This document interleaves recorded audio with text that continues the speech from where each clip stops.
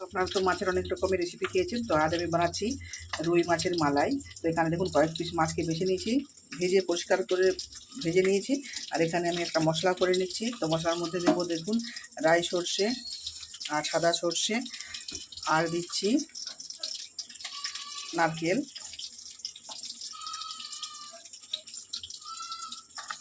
দিলাম, আর কাঁচা লঙ্কা, আর একটু সামান্য টমেটো দিয়ে এটা কিন্তু খুব ভালো করে বেটে দেবো। এটাকে ভালো করে বেটে নিয়ে চলে আসছি।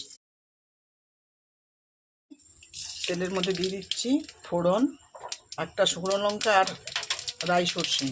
তো ফোড়নটা ভাজা হয়ে গেছে দেখুন। ফোড়নটা প্রথমে খুব ভালো করে ভেজে নিয়েছি।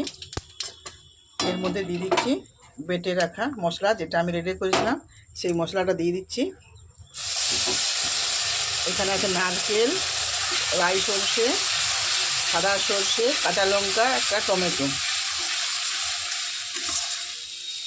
মশলাটা প্রথমে একটু কষিয়ে নেবো, বেশি কিন্তু কষাবো না, যেহেতু সর্ষে আছে তো বেশি কষানোর দরকার হবে না।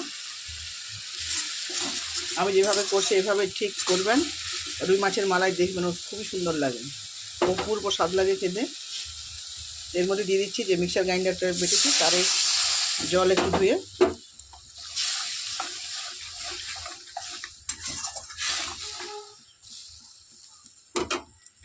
কালারের জন্য দিচ্ছি কাশ্মীরি লঙ্কার গুঁড়ো। এতে কিন্তু আমি হলুদ ব্যবহার করব না, ওই জন্য আমি কাশ্মীরি লঙ্কার গুঁড়ো দিচ্ছি। আপনারা চাইলে দিতে পারেন, নাও দিতে পারেন।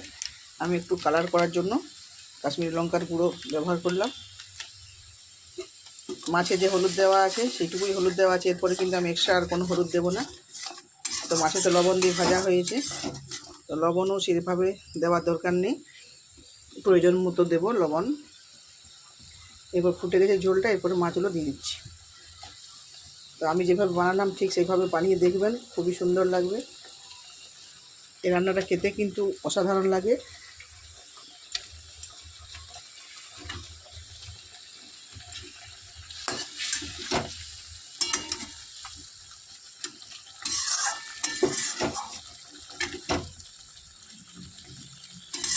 ব্যাস রান্নাটা হয়ে গেছে, এখন ঢেলে নিচ্ছি।